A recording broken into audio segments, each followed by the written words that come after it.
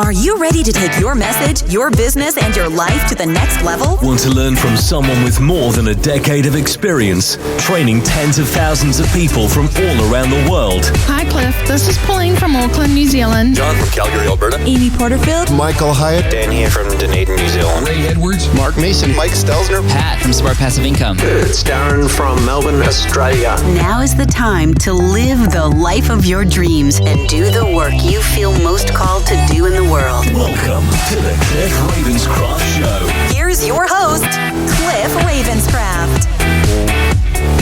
I forgot how to operate this thing. It's been far too long since I recorded an episode. Welcome back, my friend. Thank you so much for tuning into another episode of the Cliff Ravenscraft Show. That's the slider I was looking for. I have rearranged things in the studio, and I haven't quite yet got the muscle memory going. Today, I'm going to bring back my friend Ray Edwards. It was just 2 episodes ago that I had the opportunity to connect with Ray, and we are now closer to a very important day in his life and potentially yours, as Ray is getting ready to release his next book out into the world.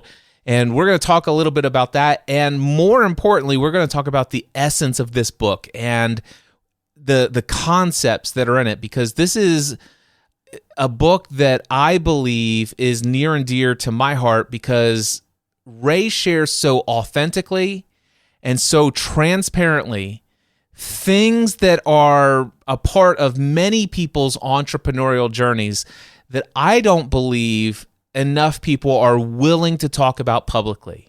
It's about all that behind the scenes stuff when things don't go the way that you hope that they could or should, or maybe things go a little bit off the rails at times. And I happen to know that I'm a very authentic person. I talk about the things that are going on in my life very transparently, even more, by the way, over at trainwithcliff.com. If you haven't checked out the Train with Cliff audio journal, you should definitely check that out. But Ray has been very authentic in his own content that he creates through his Ray Edwards podcast. I would encourage the Ray Edwards show, I should say, over at rayedwards.com. Encourage you to check it out. But he's written this book. It's titled Read This or Die. And we're going to talk about it because I have read the introduction. I've read the first chapter, and that's all I've read so far. But I had to text my friend Ray after this, reading the first chapter, and I'm like, dude, are you experiencing a vulnerability hangover by any chance? So, Ray, welcome to the show. How are you, brother? Thank you. I'm so glad to be here. I'm honored you'd ask me back again. How am I? I'm experiencing the last tastes of a vulnerability hangover. I'm fantastic. It's the best day of my life, and every day it gets a little bit better. I love that attitude. Yes, I love that attitude too. I've heard you say that so many times, and I have a relationship with that phrase. At first, it annoyed me, then it bothered me, then I asked you about it, then I processed it, and I realized, what other system would I adopt for living my life? Other than that, I can't think of a better way to live life. Yeah. So, you know, our mutual friend, Michael Stelzner, had, for the last 8 years, had given me a very hard time about this statement. You know, How you doing, Cliff? Never been better, gets better every minute of the day. It's like, oh, that can't be true, blah, blah, blah. And every time I explain it to him, and I was going through some old content in the archives of my old podcast network, generally speaking.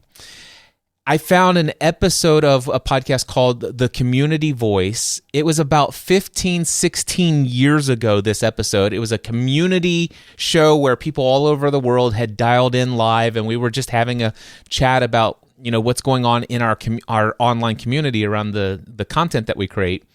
And somebody said, hey, so Cliff, how are you doing? And I was shocked to learn that it was, 15, 16 years ago. I was already back then saying, never been better. It gets better every single minute of the day. how has this been going on for over 15 years of my life? But well, I think it explains many of the good things that have happened to you over the last 15 years. It played a part, and I've adopted it as well. And then you and I have talked about it. I mean, on days where I can't authentically say those words that I feel out of integrity saying them, I will say, I'm really, really good. yeah. And, I have had some people say, is there ever a time when you don't say that? And I'm like, yeah, in the moment, if I'm not consciously aware of its reality, which, by the way, looking back in hindsight, it's always been a reality. And we could go into details about that. But that's not the nature of this particular podcast episode. Instead of going down this entire rabbit trail about how all of our lives have never been better and it gets better every single minute of the day, and however much that might even be triggering you to even hear such a thing, we're just gonna come off of that trail. We're gonna come back to the main purpose. Ray, tell me, what is this book? Read This or Die. Well, the key to the book is in the subtitle, which is Persuading Yourself to a Better Life. And the book is about how I reached a point in my life because I was diagnosed with Parkinson's disease, where I was faced with a choice of accepting the prognosis, which was given to me, which was, it's not going to be good. Your life's only going to get worse. You're in for more suffering. And I lived it. It got worse and worse and worse. And I reached a point where it was so bad.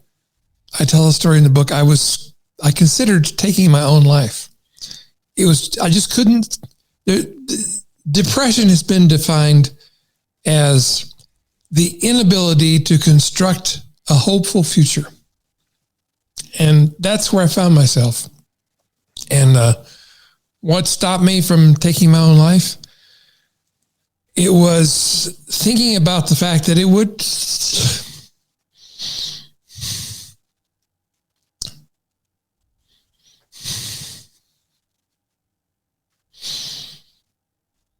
have ended my pain, but it would have created so much pain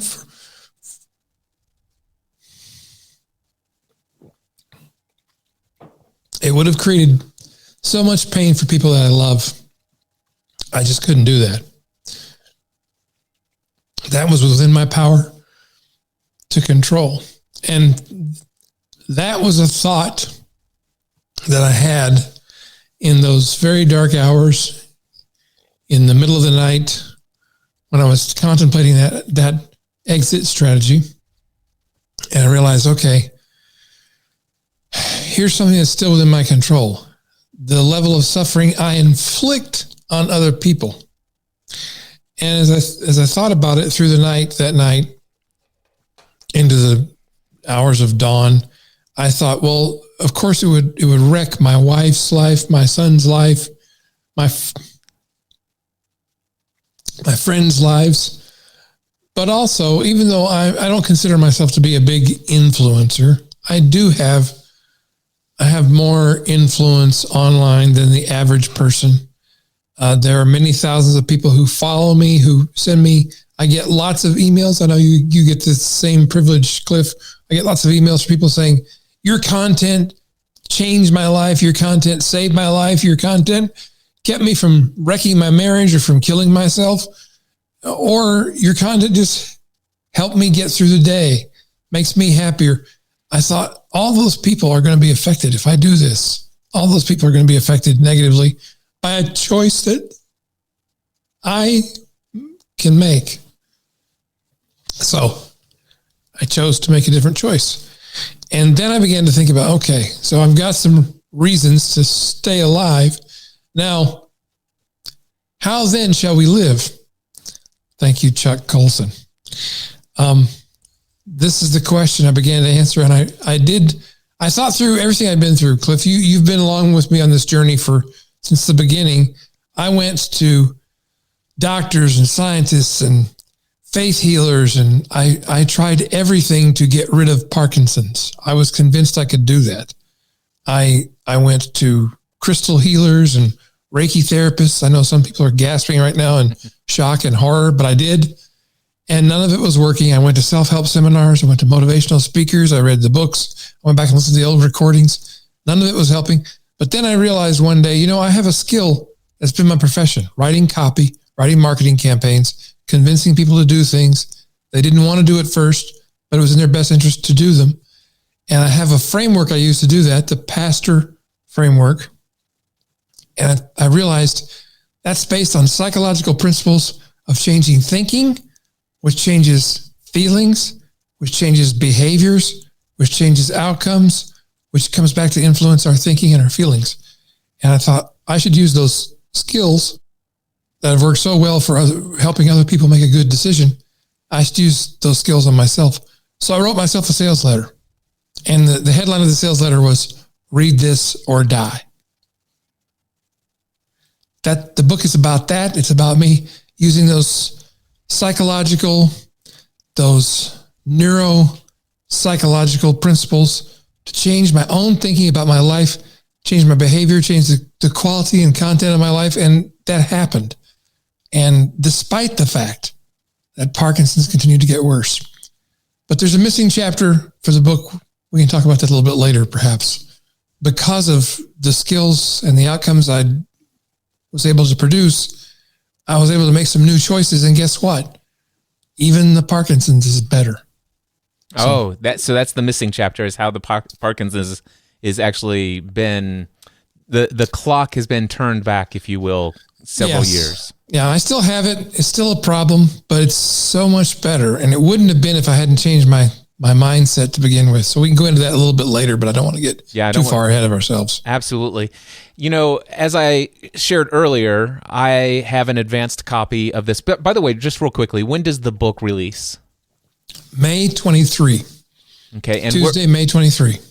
Tuesday, May 23rd. You can go over to Amazon right now and grab your copy, pre-order it if you will. I know I've got my copy pre-ordered over on Amazon.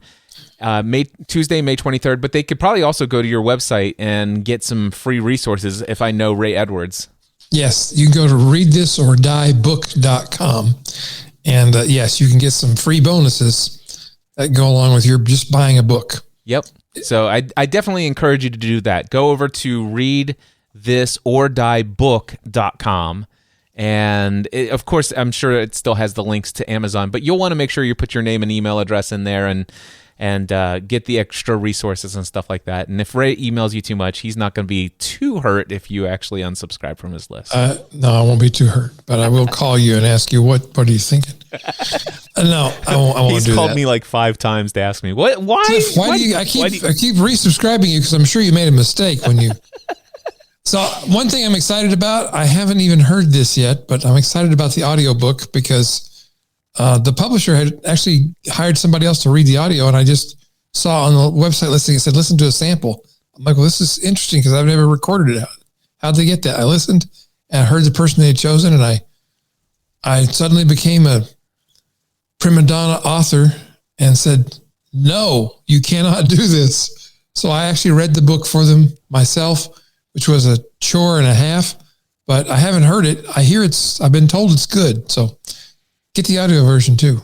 I know another guy who read it. He did a good job. That's awesome. Well, somewhere in the first chapter, it says this. By the way, I'm going to go off of a Notion document throughout our conversation. I have highlighted things that I felt were meaningful to me as I was reading through, not planning to use this for our conversation to promote the book here in the podcast episode, but just these are the highlights that I'd want to go back and just either think about, ponder, or even use as journal prompts for myself.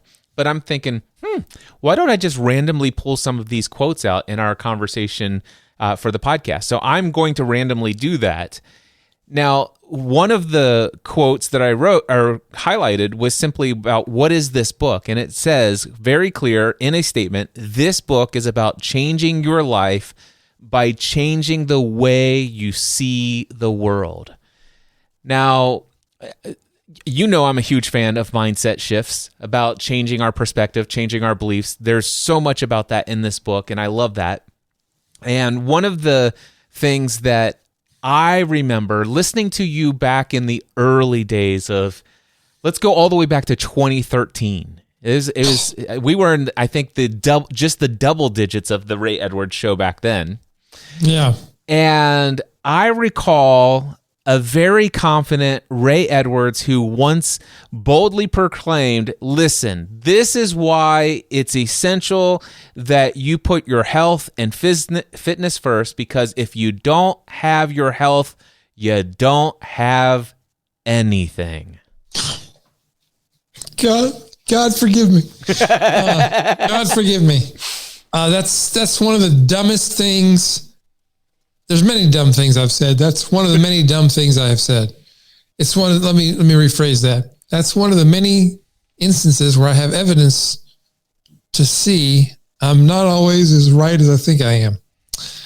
And that's good because it means I can learn. Becoming a person who doesn't have his health, I do have my health. I have my health as it is. And when we say, if you don't have your health, you don't have anything, what we typically mean, this is my hallucination to what most people mean when they say that, because it's what I meant. If you have any illness that impinges upon your lifestyle, now you have nothing. Well, that's ridiculous. I'm somebody who has, by that definition from back in 2013, by that definition, I don't have anything, but yet I still have everything. So clearly I was wrong in that very confident statement that I made. Back then I would say, in my humble but accurate opinion. I remember that statement as well. I love that. Now I just say, in my humble opinion, which is often wrong. Look, whatever your health is, you have it. If you have massive heart conditions, if you have cancer, if you've lost all your limbs, if you're paralyzed, if you can't walk, whatever problems you have with your health, you still have everything. You have everything to live for. You have everything you can read, everything you can watch, listen to, people you can interact with, things you can do that contribute to the world, things you can do that are fun, that are interesting. No matter how bad it gets, you still have access to everything. But it's kind of, I think of life sometimes as like a checking account, and we have the debit card. We can stop at the ATM anytime we want and withdraw some things and use them, make use of them. But you could have a checking account with $1 billion in it, and if you don't ever go to the ATM and pull anything out of the account, that's sad because you have so much resources available to you. So I repent. Anybody who ever heard me say, if you don't have your health, you don't have anything, and it hurt you, I repent. Well, there's another quote that is a one-liner that I had to go digging for, and I'm thrilled that you spoke for as long as you did. Thank you. So the next line that I wanted to pull out in conjunction with that one is, the sign of a mature person, I think, is not that they believe the same things their whole lives. Yes, I think that seems to me to be the sign of a person who hasn't learned anything, who hasn't made any new distinctions, who hasn't done very much, who hasn't been challenged, who hasn't grown much.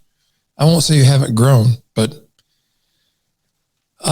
Emerson said, a foolish consistency is the hobgoblin of small minds. That was true for me because I thought consistency of belief proved the accuracy of belief. That is incorrect.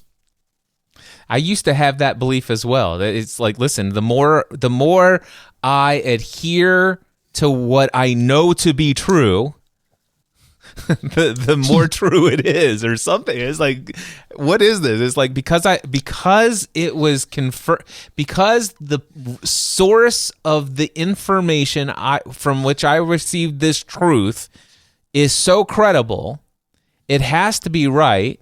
I've adopted it as a full-on belief, and this belief, everything that's a belief in my system, it wouldn't be such a whole body gut felt belief if it weren't true. That's how I used to think.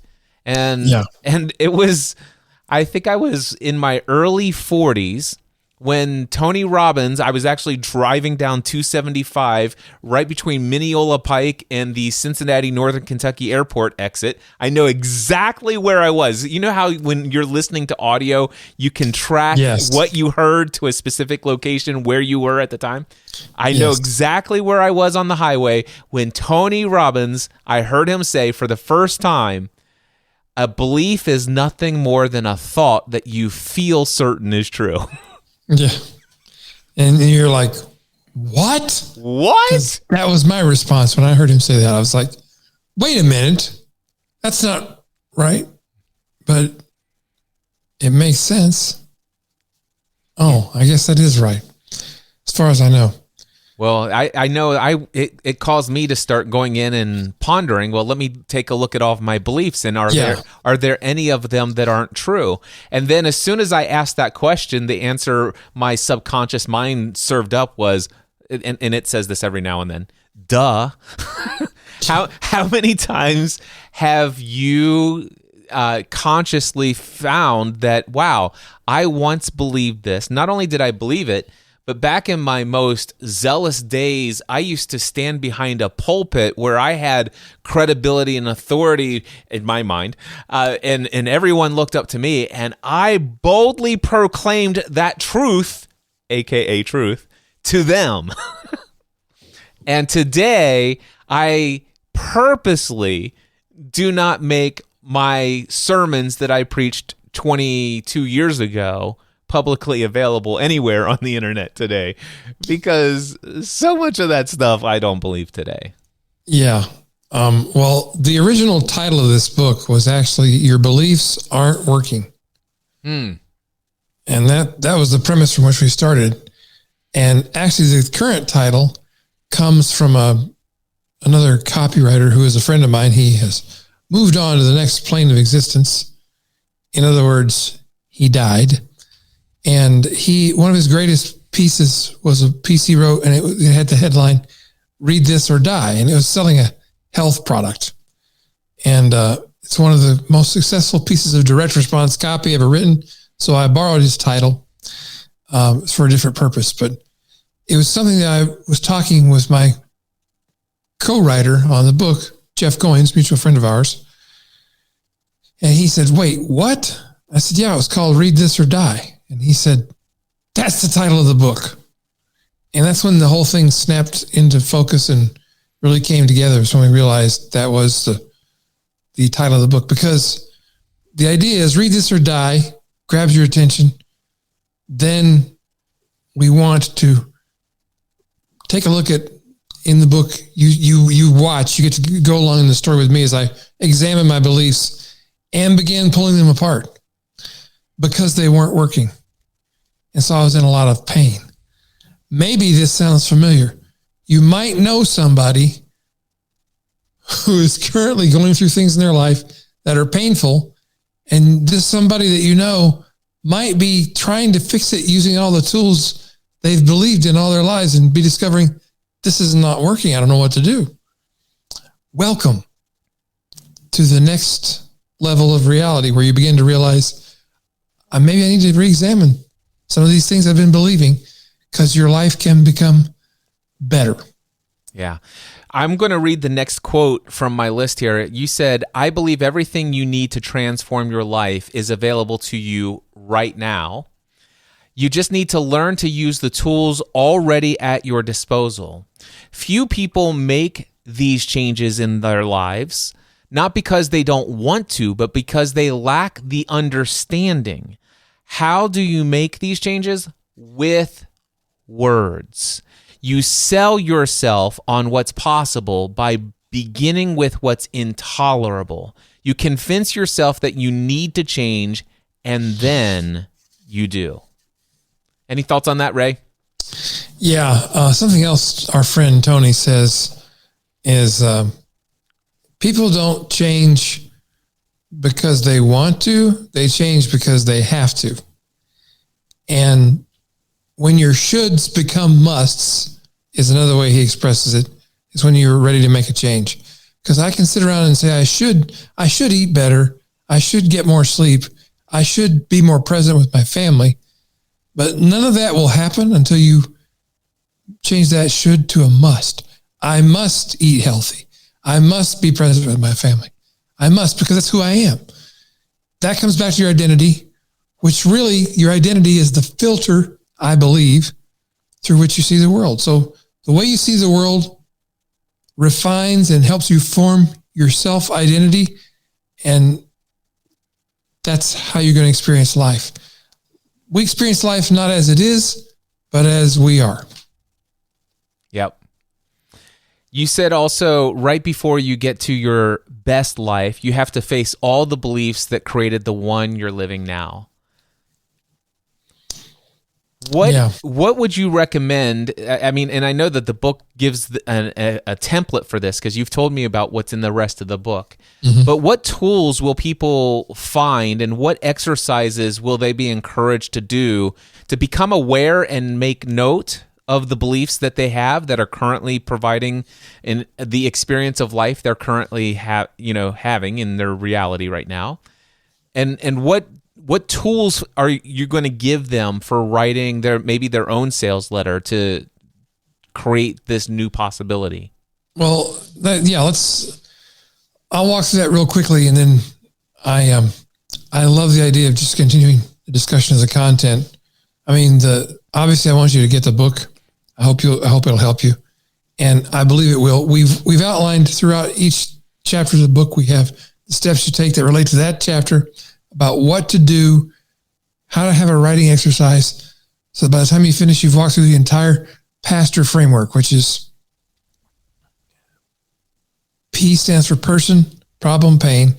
You know yourself, maybe not as well as you think you do, but you define your problem. You define the pain as you experience it.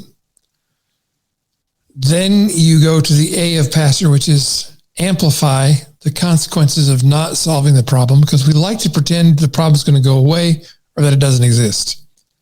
And often that's not the case. It does exist and it won't go away unless you do something about it. So we amplify. What if I just do nothing? What if I just keep doing what I've been doing? Where will I end up? Where will I be in 1 year, in 3 years, in 5 years? You look at, because you can predict it, probably with a fairly frightening high degree of accuracy where it's going to lead you. And then once you've seen as bad as it could get, as much as you could imagine, then you write about your aspiration. What would you like it to look like instead? Then we get into coming up with the solution, the struggles you may go through. We move on to the transformation that could be made. I begin encouraging you in the book to look for evidence that there is a solution to your problem. Look for people who solved it. I went looking for people who had been diagnosed with Parkinson's and either had seen a remission, which is not an official medical term. There's no remission from Parkinson's yet. I know people who had it and now they don't. Something to think about. You look for people who maybe still have the problem but have learned how to live well with it, because that works too. That's unusual. It's still rare, but it's available to all of us. It's like when I was reading Viktor Frankl's book, Man's Search for Meaning, something became clear to me, which has become clear to anybody who's read the book, is if your philosophy of life, your approach to life doesn't work in a concentration camp, it doesn't work. It has to work when everything can be taken away from you and you can still find peace, and you can still find hope. You can still find joy, and you can, no matter how tough things get.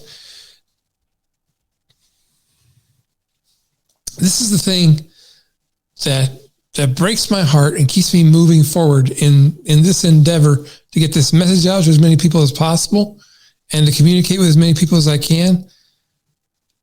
You're probably suffering a lot and you don't need to. It's not necessary.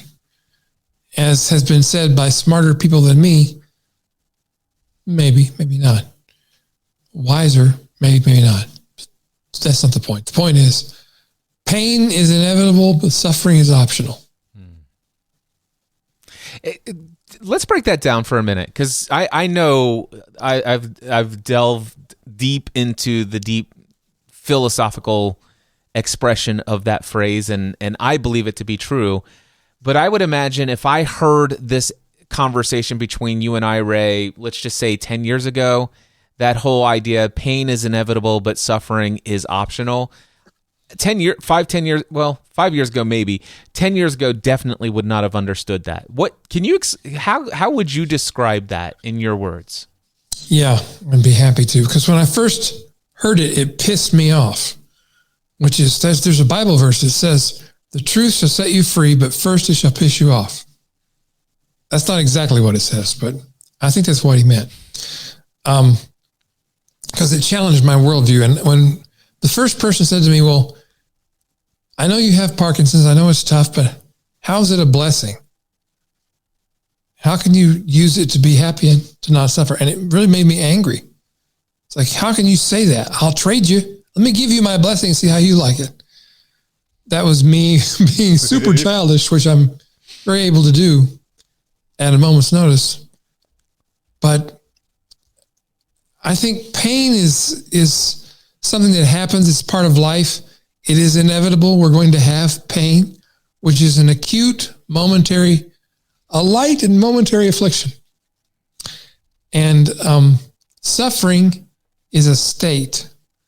It's a state of mind we get into, and we choose to be in it, and we can choose to be out of it. And that makes people upset as well. It made me upset. I thought, I didn't choose to get this disease. And I realized one day that's not what the person was saying. They said, you have the disease. How can you find joy and peace? What is the gift inside of it? And I began really asking myself those questions. I realized my other than conscious mind, or my subconscious mind, is the voice, my voice that talks to me in my head. When I said, what's the blessing in Parkinson's? Said, there's no blessing in Parkinson's. Oh, I forgot which podcast I'm on. No blessing. And then I began asking the next question I ask habitually now, which is, okay, so there's no blessing. What if there was? What would it be? Well, at least I can understand other people's suffering. A little better. I can have some empathy now, because I used to get frustrated at people who were in front of me at the grocery store, who were taking a little longer to pay than normal, because maybe their hands were shaky, or they were just older, moving more slowly. So having now often been that person, I realized, oh man, I was such a misinformed human. So empathy, there's a gift in Parkinson's. Patience, there's a gift. Increased resiliency, there's a gift. Increased strength in the face of adversity, that's a gift. Increased credibility to speak to certain people who would not listen to me before, because they thought, I can't understand where they're coming from. Now they know I do understand where they're coming from. Increased resourcefulness, increased self-emotional discipline, control over modulating my emotional state. I mean, here's the irony. Parkinson's brings with it things like, as symptoms of the disease, depression, anxiety, inability to regulate one's emotions. I'm better at it now than I was before I had it. Because before I had it, I was completely undisciplined, untrained, and uninterested in becoming either of those things. And as I began to see Parkinson's doing its thing that it does on my body and my brain, I realized I got to get these things under control. So those are just a few of the many gifts that have come out of the adversity. And to me, that's the proof that pain is inevitable, but suffering is optional. We can always choose to be in a beautiful state of mind and heart. Yeah, and as I'm hearing you say that, and some things that come to my mind is, oftentimes I think of pain as being something that is physical, whereas suffering is emotional. And not only emotional. I mean, there is emotional pain that is also suffering as well.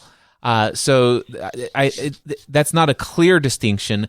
But what I'm getting at is, in the midst of the most painful, whether it be physically or emotionally, situation, there is the ability to not suffer endlessly about the hyper focus of that. One of the things that I know you and I both study a lot is the concept of focus and our attention and our awareness.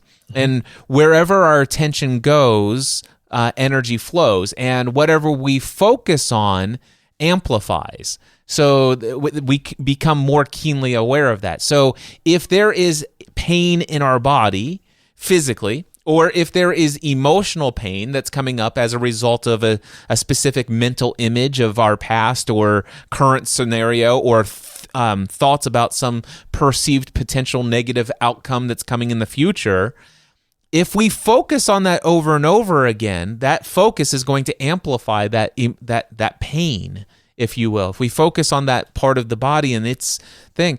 But what got me was this whole understanding of anesthesia. And then when I began studying hypnosis, and hypnosis, by the way, is not too dissimilar from what I've learned from meditation, Eastern meditation type of stuff. And so once you start to still the brain waves, slow down the thinking, if you will, slow down the focused attention on the physical five senses or the mental images that are rushing through your head like rushing rivers, if you could be still and know that He is God, you might find that, wow, peace can come. And actually, not necessarily that peace comes. Peace is revealed, is the way that I would say it. Yeah, because it's always there. It's always available. So I'm going to read, this leads us perfectly into the next quote I want to read from your book. Okay. When people talk about quote unquote letting go, I used to think they meant some noble and heroic shedding of a core piece of your identity. I thought this would require effort. Now I understand the act of letting go to be quite natural, like trying to walk upstream for hours only to lie back and let your body float with the water. You don't do anything. In fact, you simply stop fighting the way things are.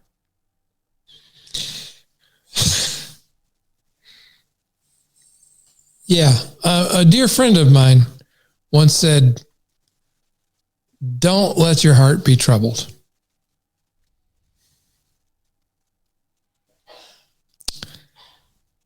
And I discovered in the process of walking through all this that most of my suffering came from me letting my heart be troubled about how things were and how they needed to change. Notice I didn't say how I was and how I needed to change. My trouble came from fighting the way things were, circumstances, the world around me. Because when I'm thinking from that place, now I'm giving the power to inflict suffering on me to everything around me. When I let go of fighting reality, that's the beginning for me of changing the quality of my life. Byron Katie says, when you fight against reality, you only lose 100% of the time. So I get a lot of pushback on this because I tell people, well, first start by accepting how things are. And especially a lot of my more fundamentalist believing Christian friends would tell me, you can't accept this diagnosis because if you do, you're endorsing the work of the enemy. Well, thanks for loading that heaping pile of shame and guilt and condemnation on me. What has happened to you? Oh, you foolish Galatians. Who has bewitched you with this nonsense? It's through grace, which is unmerited favor given to us by God. We didn't earn it. We don't deserve it. It's ours. It's just available to us. It doesn't require fighting or effort or penance or suffering, or it's just letting go. Yeah. It's not difficult to do. You know, I was thinking about that statement, the whole idea of letting go and stop resisting what is. And of course, I may use language that may not be very familiar to everyone, but the whole ego identity of me says, but wait a second. If you let go and stop resisting what is, how do I get what I want? There's a reason why I've been walking upstream for the last 4 hours, because I want to be upstream. If I just let go, I'm not getting upstream. How do I get what I want, Ray? What have you found that the sweet spot of balancing those two philosophies of I still have a clear picture of what I want and I still have hope for this future and stuff like that? How does one let go, float on the back, and go downstream when the desired outcome of your personality and what you want to achieve and what you want to accomplish in this world is up the other direction? Maybe. I don't have one definitive formulaic answer other than to say, maybe you're asking the wrong questions. Maybe it's not fight against the stream or go with the stream. Maybe it's get out of the stream and walk on the bank and go the direction you want to go. Maybe there's a horse waiting for you there, or a car, or a magic carpet. I don't know. Maybe what you want is creating the suffering, and it's not going to be good for you. It's not going to give you what you're hoping it'll give you. You think you're going to be happy if I get this thing, and maybe you won't really be happy. Maybe if you didn't want it, you'd be happy. You'd be content to just float down the stream. I know that my experience thus far, so started down this road, has been that when I'm suffering, the first thing I do is I ask, why am I suffering? What's causing my suffering? And so far, without fail, it's been the way I'm looking at what's happening, the way I'm examining the pain, the way I'm responding to it. It's not the actual thing that's causing me the pain that's causing my suffering. It's how I look at it, how I perceive it, how I process it, how I think about it in language. We think in language, whether we believe that or not, we do. We have words that form in our head around concepts, around things we imagine or think about. And so that goes back to focus, like you were talking about earlier. What we focus on, where focus goes, energy flows. So I focus on my suffering, I get more suffering. That hurts more, I suffer for some more. I'm in an endless loop. Maybe just relax and step out of the loop. Focus on something else. Yeah. One of the things that I want to point out that would be a valuable question and a great journal prompt for anybody who's suffering, and it's, what would I have to believe for me to feel this way? Mm-hmm. Mm-hmm. What would I have to believe for me to feel what I'm feeling inside? Yeah. That's, if any of these kinds of exercises that you do where you write answers to prompts like that, for me, what I had to do is finally had to figure out that it wouldn't work for me at first. I would write my answers to the prompt in my journal, and I'd be like, this doesn't help me.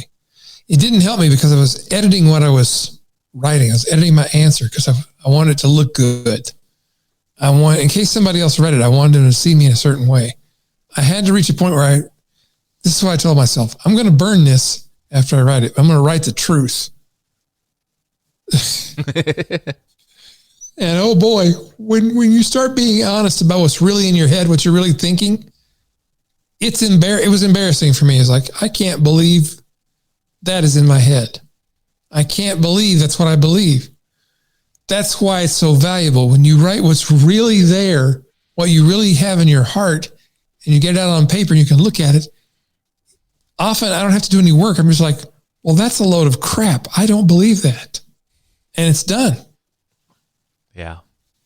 You know, if anybody were to ever ask me, Cliff, do you ever see yourself maybe getting involved in the political scene to maybe create positive change in the world? And the answer to that question Absolutely not. It will never happen.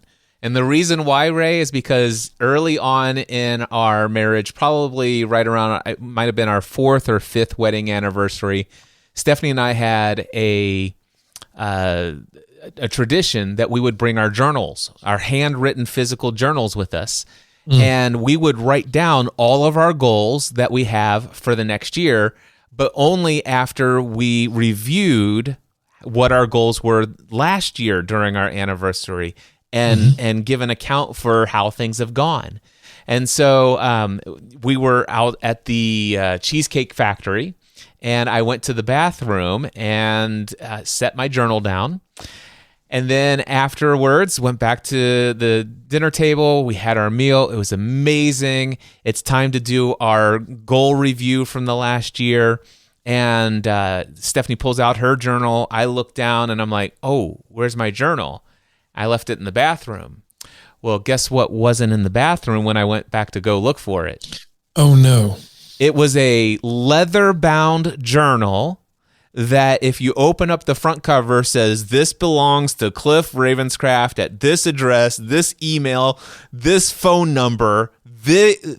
Every word that has been handwritten into this book belongs to this guy.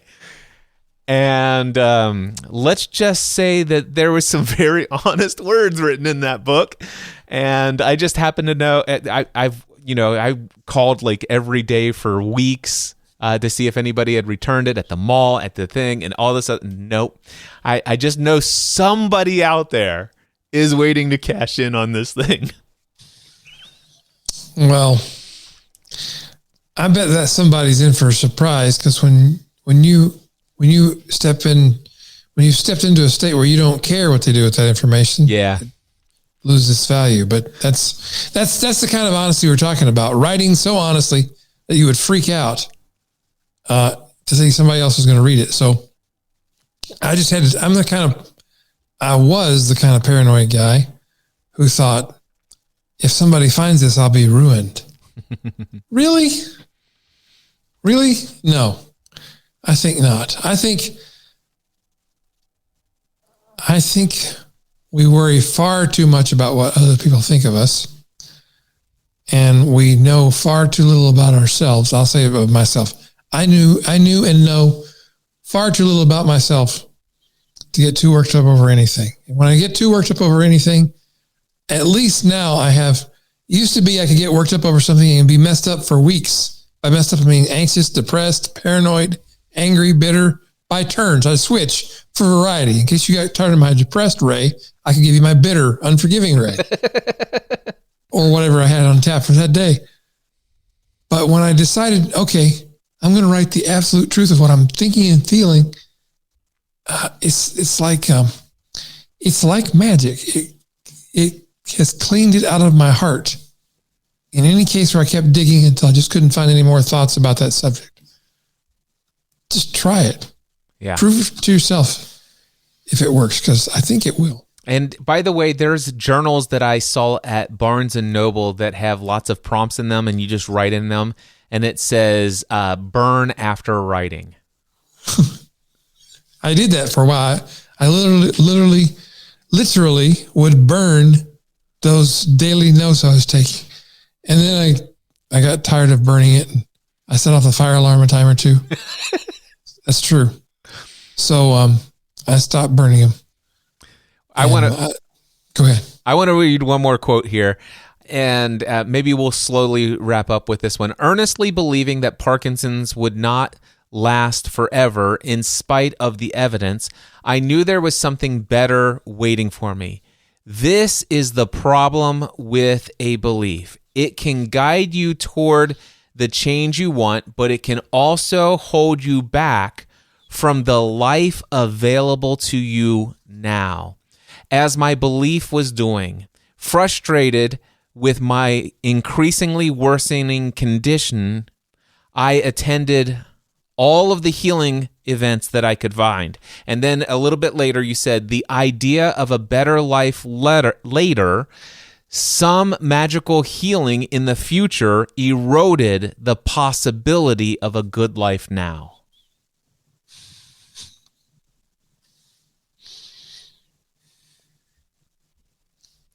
this, I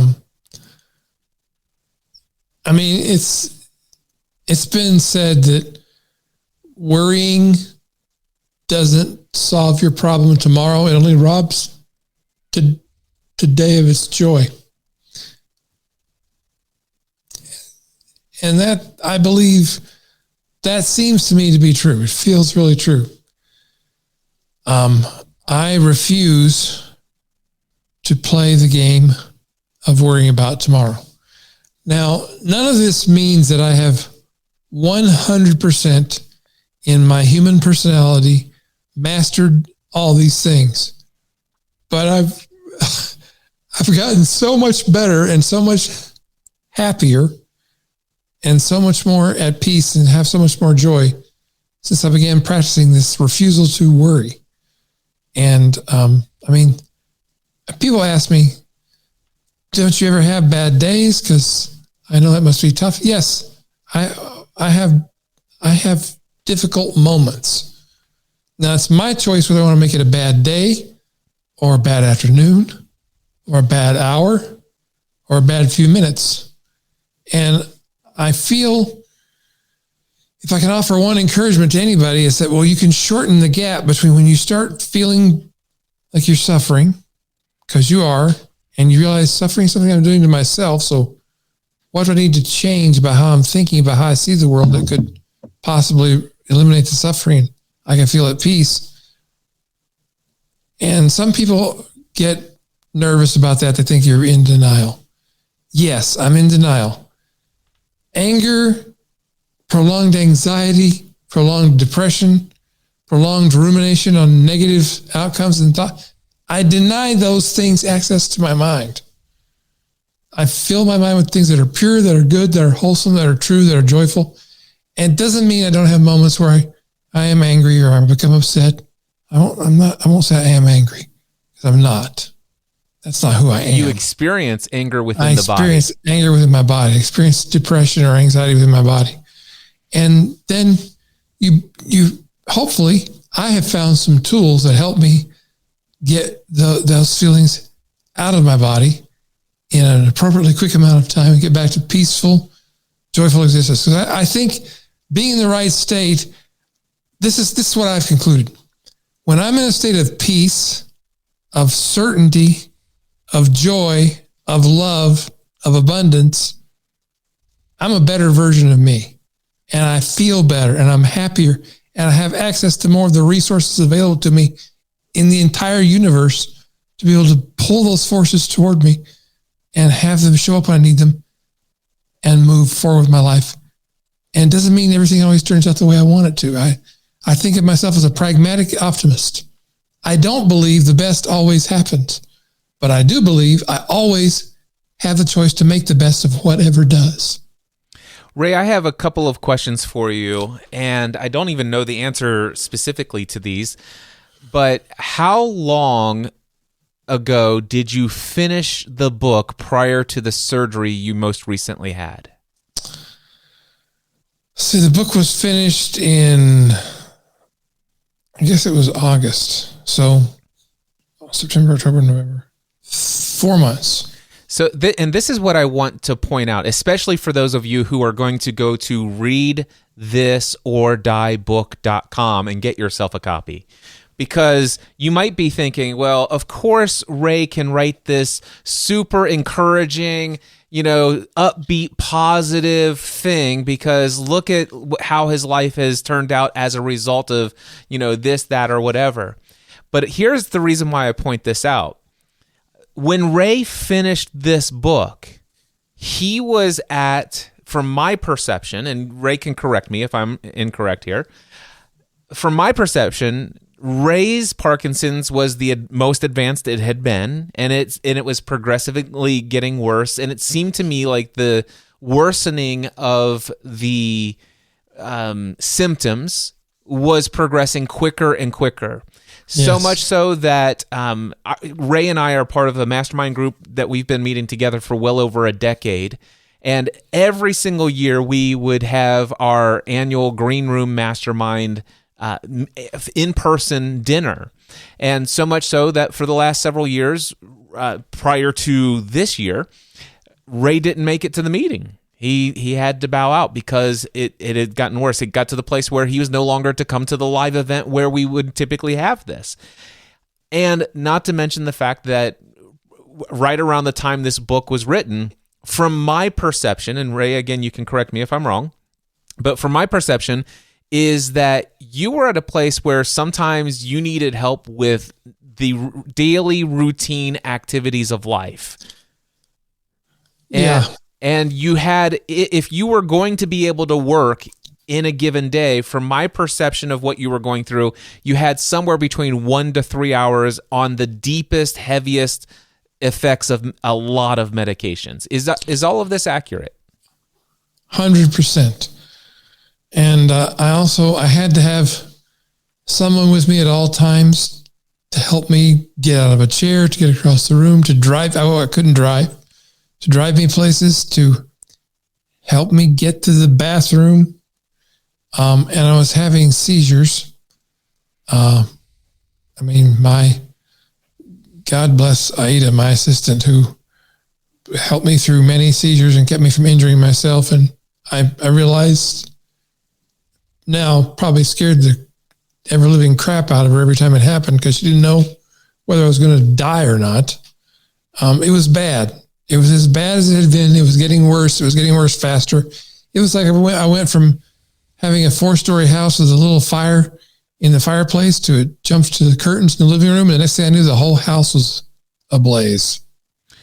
And the reason why I point all of this out for everyone is this whole Ray's comment. This was a quote in chapter 1 of the book, a book that was already complete 4 months before what we're about ready to tell you. Ray's experiencing these kind of daily routine experiences as he's writing this incredibly profound, upbeat, positive, encouraging book about how great life can be if you're willing to look at life from a different way that you've always looked at it before. So that's what I want you to hear. This, when Ray says letting go is stop going and treading up the water that you've been going against the currents, just lay back and float and see where life takes you and stop resisting. Ray had stopped resisting. And I'd love for you to talk about, just the fact that you stopped resisting, you experienced maybe not any less pain, but you alleviated a majority of that suffering that you were putting yourself through. You experienced a lot more peace, love, and joy in the moment each day, which gave you access to creative thought, to potential hope for different avenues of things.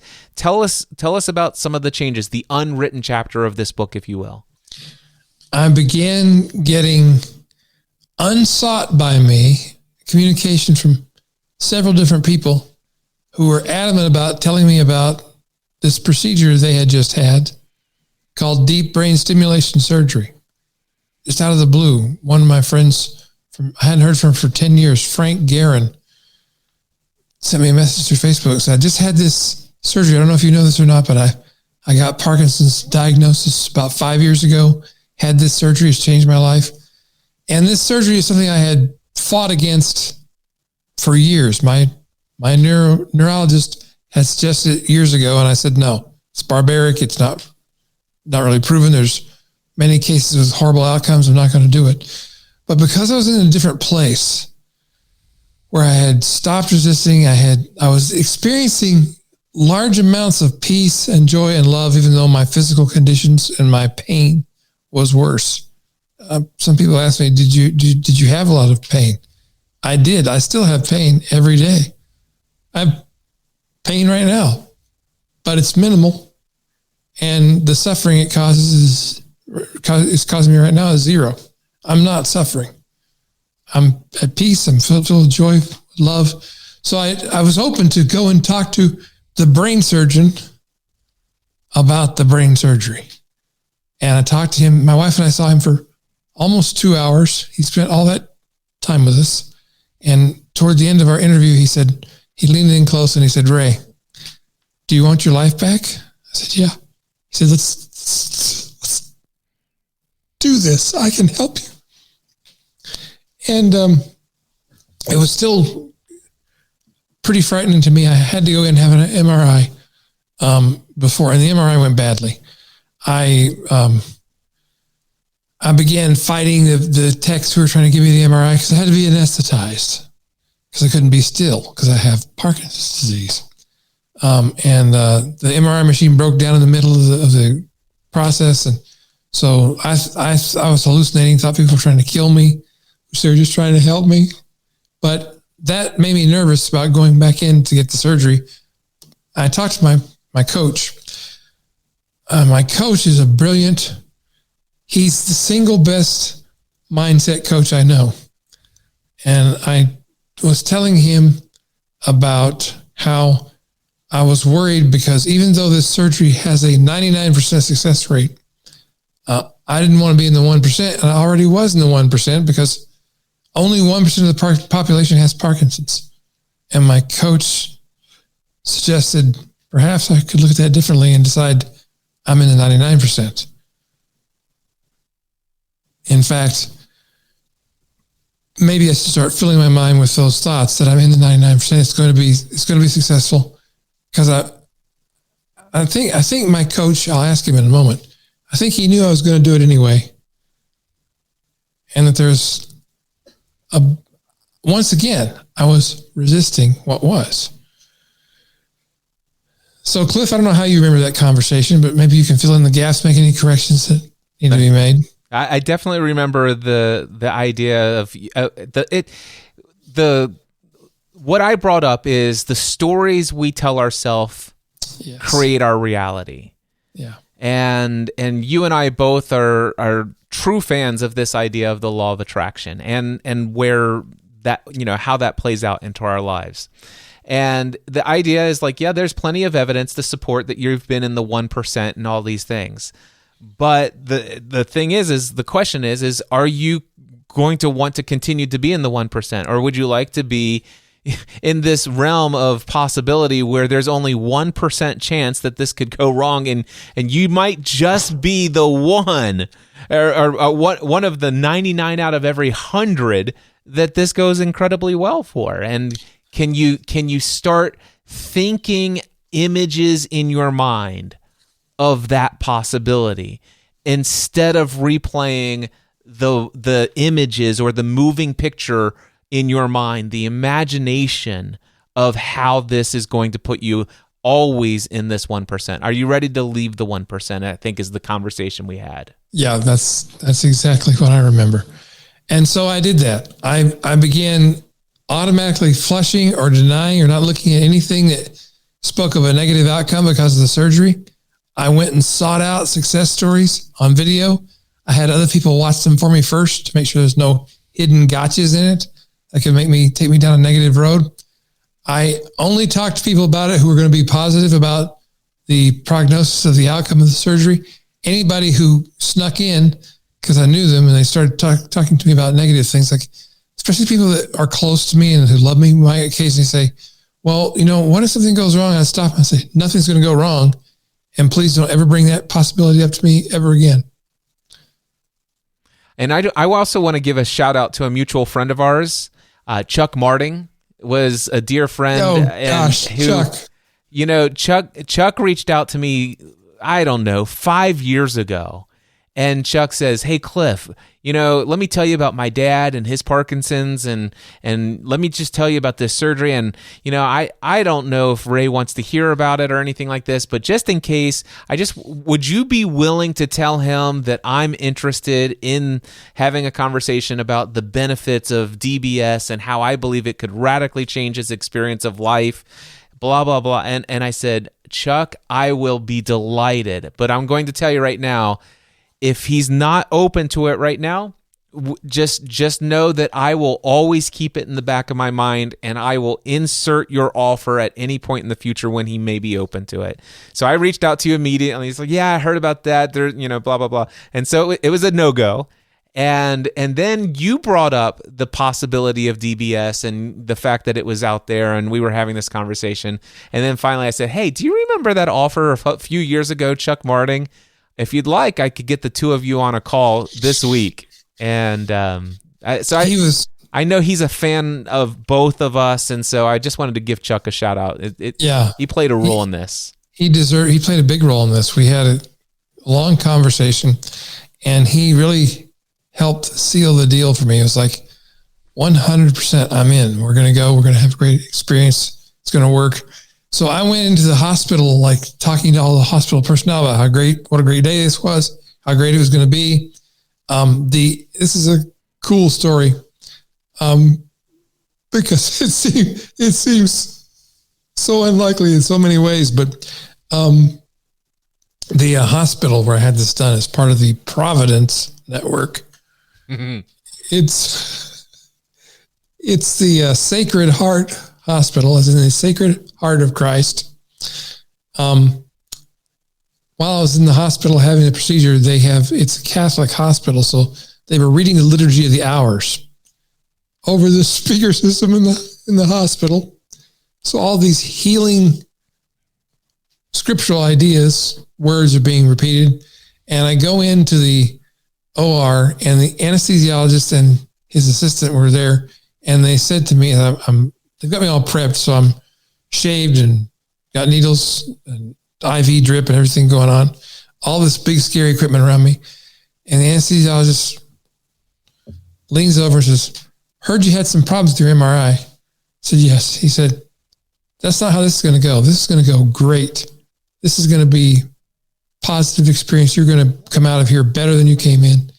And just say that with me. So they put a mask over my face. So I got a mask on, and I'm like, this is going to be a great day. It's going to change my life. Things are going to get better. And then next thing I know, I was in a recovery room. And it did go great. My recovery went great. And I had to wait a month for it to all heal up, because I have 2 probes that go into my brain now. You can probably see here on the video where the scars are. Probes go down and deep into the base of my brain. Got a wire that goes down my neck to this place in my chest where the controller is.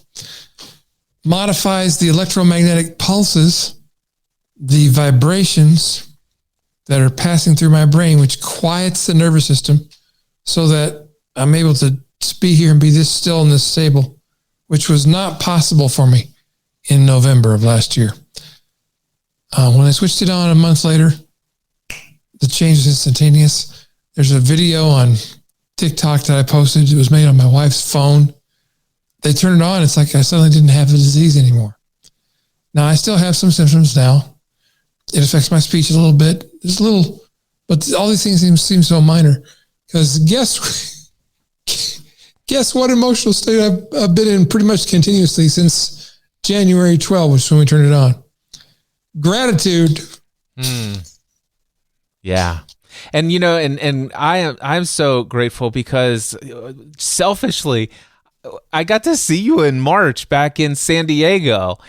We had dinner together with the Green Room Mastermind. You spoke on stage for 90 minutes. I mean, it's like my friend Ray Edwards from like 8 years ago is back. It's like, what an incredible gift. And one of the other things I love about this story, Ray, is that video that you posted. It became like a TikTok viral thing, and people were sharing it with everybody they knew who had Parkinson's, and people have since written you letters saying, hey, if it wasn't for you, I wouldn't have had this surgery. Here are my results. And what an incredible way that this has all played out, not just for your own benefit, but literally for the benefit of potentially thousands and ultimately down the road, tens of thousands of other people who will hear about this particular option for those who are experiencing Parkinson's. Yeah, I take any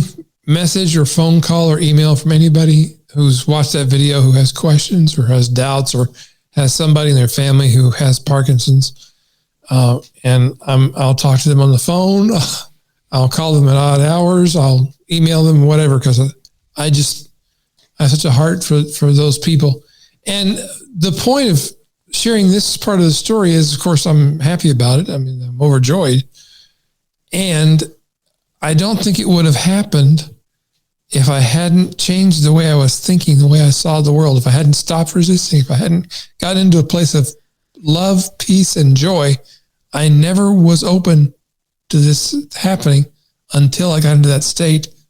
That's why it's so important. Yeah, you could not have overcome your I'm in the 1% that everything goes wrong mentality, and sure, I'll take the leap of faith and go have this surgery with the old way of seeing things. And it is that. And one of the things that I love, and I'm just going to say it one more time because I think it bears saying, go get this book, read This or Die book.com, read the entire book, and know that Ray had no idea that what we just told you, this radical, positive, profound, health-related transformation. He's not completely out of the woods, but this has certainly given him back so much of his life, but he was not tied to that. He was not attached to that. And that's the key that I want to point out here. That's 100% true. And whatever happens in the future, I'm good with it. I'm going to be at peace. I'm going to be full of love, full of joy. And that's the key to making the most of wherever you are. Being open, being in that state, just being in that state. I just encourage you to get the book, or maybe if you don't get the book, you can just think about some of the things you've heard and put them into practice. And my